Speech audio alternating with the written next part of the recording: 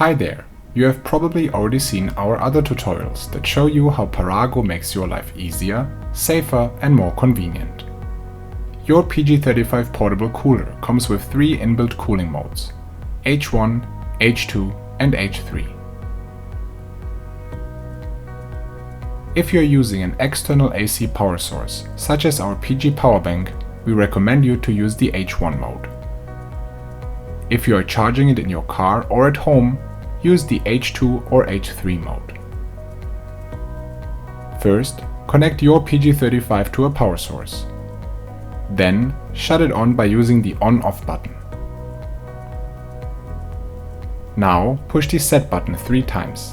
The display starts flashing. By tapping either plus or minus, you can select one of the 3 modes. Lastly, wait for 2 to 3 seconds and the selected mode will be automatically applied.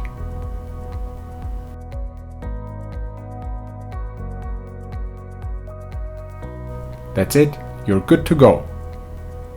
For more information, check out our other tutorials, follow us on WeChat or Instagram, or visit our Parago website.